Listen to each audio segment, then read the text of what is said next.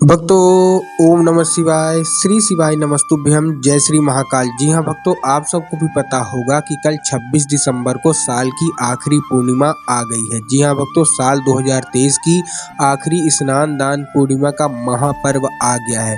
तो ऐसे में आपकी जो कोई भी इच्छा हो, जो कोई भी मनोकामना हो, जो कि पूरा होने का नाम ही नहीं ले रही है, आपने बहुत ज़्यादा प्रयास कर लिया, बहुत सारे उपाय करके भी देख लिए, लेकिन आपकी जो मनोकामना है, जो इच्छा है, वो पूरी हो ही नहीं रही है। तो ऐसे में कौन सा उपाय करें कि आपकी मनोकामना पूरी हो, बाबा भोलेनाथ की कृपा आपके ऊपर बरसे, आपके घर परिवार के ऊपर बरसे। तो आज का ये वीडियो मात्र आपके लिए है। आज मैं आपको 3 से 4 उपाय बताने वाला हूँ। अगर आपने अच्छे से उपाय कर लिया तो आपकी जितनी भी मनोकामना है, जितनी भी इच्छा है, जो कि आपके मन में है, जो आप चाहते हैं कि पूरी हो, तो मात्र ये उपाय करने से ही होगी। पूज्य गुरुदेव की ही कथा सुन के और बहुत अच्छे से समझ के आपको बताने का प्रयास करूंगा। तो उपाय अच्छे से सुनिएगा, अच्छे से करिएगा।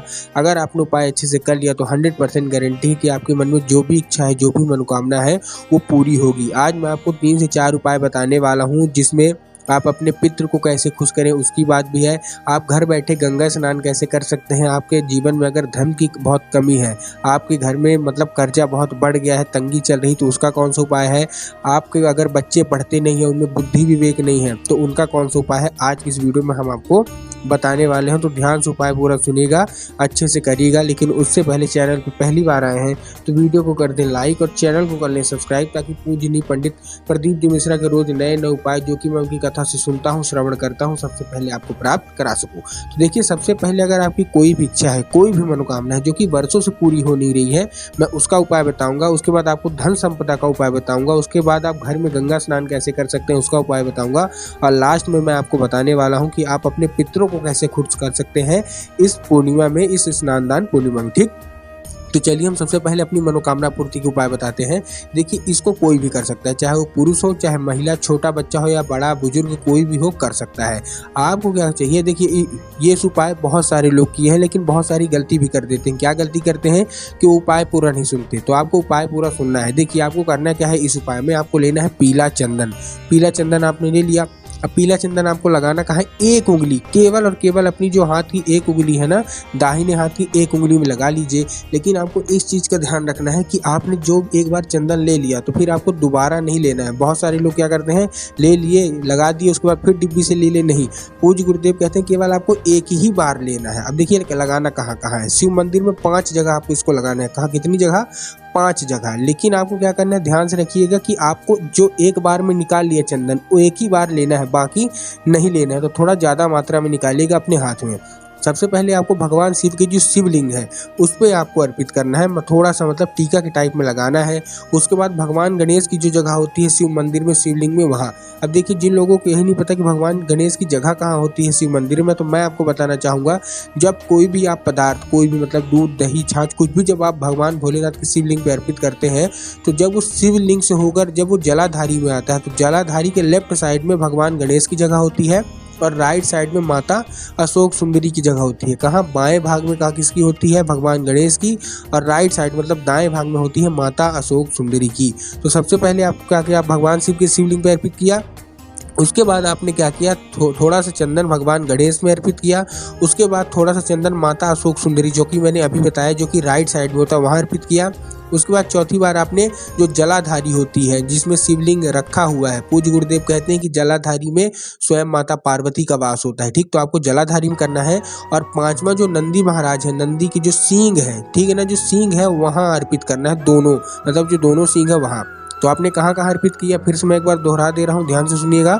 सबसे पहले आपने शिवलिंग पर अर्पित किया, उसके बाद भगवान गणेश पर अर्पित किया, उसके बाद माता अशोक सुंदरी पर अर्पित किया, उसके बाद जलाधारी पर अर्पित किया, उसके बाद जो नंदी की जो सींग है वहाँ आपने अर्पित किया, और अपनी जो भी इच्छा, जो भी मनोकामना, जो कि आपके मन में है, वो मांग लिया। ठीक, तो ये था हमारा पहला उपाय। दूसरा उपाय ये धन संपदा से। अगर आपके घर में धन की बहुत कमी है, कोई बीमार भी रहता है, उसका भी उपाय यही वाला है। लेकिन अगर आपके घर में बहुत धन की कमी है, अगर आपके घर में धन संपदा की बहुत कमी है, कोई भी दिक्कत आ रही है, कर्जा बहुत बढ़ गया है, तो ये उपाय आपके लिए। आपको इस उपाय में करना क्या है, आपको लेना है 9 समी पत्र। कितने समी पत्र, 9। अब आपने 9 समी पत्र ले लिए। 9 समी पत्र लेके आपको कहाँ पहुँच जाना है, भगवान शिव के शिवलिंग पे। ठीक, अब भगवान शिव के शिवलिंग पे आप पहुँच गए, शिव मंदिर में मतलब आप पहुँच गए। सबसे पहले क्या है, एक चीज़ का आपको ध्यान रखना है, जो आप समी पत्र लेंगे उसमें से आपको एक चीज़ का हमेशा ध्यान रखना है कि शिवलिंग पे जो आप समी पत्र अर्पित कर रहे हैं वो समी पत्र अच्छा होना चाहिए, खराब नहीं होना चाहिए। बहुत सारे लोग गलती क्या करते हैं कि वो मुरझाया हुआ भी समी पत्र लेके पहुंच जाते हैं, तो आपको ये गलती नहीं करना है, आपको हरा समी पत्र लेके जाना है, इस चीज़ का आपको ध्यान रखना है। और जब आप हरा समी पत्र लेके जाएंगे तो देखिएगा कि उसमें पत्तियाँ अच्छी होनी चाहिए। ले कितने जाने हैं मैं एक बार फिर से आपको बता दूं, आपको लेके जाने हैं 9 समी पत्र भगवान शिव के शिव मंदिर में। अब सबसे पहले आपको 5 समी पत्र भगवान गणेश की, जो मैंने अभी जगह बताई जलाधारी में लेफ्ट साइड, सबसे पहले आपको 5 समी पत्र अपने बच्चों की मनोकामना, अगर आपका बच्चा पढ़ाई में कमजोर है, अगर आपका बच्चा बीमार रहता है तो उसके बुद्धि विवेक के लिए, उसके स्वास्थ्य के लिए आपको 5 समी पत्र भगवान गणेश के जगह में आपको रख देना है। अब आपको क्या करना है, 3 समी पत्र आपको भगवान शिव के शिवलिंग पे रख देना है, ठीक ना। 3 समी पत्र आपको भगवान शिव के शिवलिंग पे रख देना है। और उसके बाद जो एक समी पत्र बच रहा उसको क्या करना है, जैसे ही आप मंदिर के बाहर निकलेंगे, चौखट के बाहर आप कदम रखेंगे तो आपको लेफ्ट साइड में मतलब बाएं भाग में आपको क्या करना है, एक समी पत्र रख देना है। रखने के बाद उसमें एक दिया, काहे का दिया, जो हमारा मिट्टी का दिया होगा गोल बाती का घी का, आपको एक दिया भी जला देना है और अपनी जो भी इच्छा है, मनोकामना है, धन संपदा से बोल देनी है। पूज्य गुरुदेव कहते हैं कि ऐसे में माता लक्ष्मी आपसे प्रसन्न होती हैं और माता पार्वती भी आपसे प्रसन्न होती हैं और आपके जीवन में जो कोई भी दुख समस्या होगी धन से रिलेटेड, वो सारा का सारा दूर हो जाएगा। तो ये हमारा दूसरा उपाय था। अब आपको भी पता है, हम जो तीसरे उपाय हैं, आपको भी पता है कि जो हमारा ये पूर्णिमा है वो स्नान दान पूर्णिमा, तो सब गंगा नहाने जरूर जाते हैं, लेकिन आप किसी कारणवश अगर नहीं जा पा रहे हैं तो आप घर में ही गंगा कैसे नहा सकते हैं, मैं उसका उपाय आपको बता रहा हूँ, ताकि आपके द्वारा हुए जो पाप हैं, जो भी अनजाने में हुए हैं, वो सारे के सारे मिट सकें। आपको करना क्या है, आपको लेना है तुलसी की डंडी। क्या लेना है, तुलसी की डंडी। अब आपने तुलसी की डंडी ले ली, देखिए आपको पत्ता नहीं लेना, आपको क्या लेना है, आपको जो तुलसी है ना उसकी डंडी लेना है। डंडी ले लिया। अब जहाँ भी आप नहाते हैं, ठीक है ना, क्या करना है, जहाँ भी आप स्नान करते हैं, जो भी बाल्टी टब में आप स्नान करते हैं, उसमें वो डंडी से फेर लेना है, मतलब फिरा देना है, घुमा देना है ना, उसमें अर्पित करना है। और इस चीज़ का ध्यान है, आपको डालना नहीं है, अर्पित नहीं करना, और घुमाने के बाद उसको फेंकना भी नहीं है। घुमाने के बाद आपको कहाँ रखेंगे, जहाँ आपका पूजा स्थल होगा वहाँ, तो घुमाइए, घुमाने के बाद पूजा स्थल पर रख दीजिए और नहा लीजिए। पूज्य गुरुदेव कहते हैं कि ऐसा करने में स्वयं माता गंगा के नहाने का, जो गंगा स्नान होता है, उसका आपको फल प्राप्त हो जाता है। ये था तीसरा उपाय। जो चौथा उपाय है वो पितरों को कैसे खुश किया जा सके। आपको भी पता होगा कि अगर हमारे पूर्वज हमसे खुश हैं, पूज्य गुरुदेव भी बताते हैं कि अगर आपसे पूर्वज आपसे खुश है तो आपके जीवन में कोई भी चीज़ की कमी नहीं आएगी।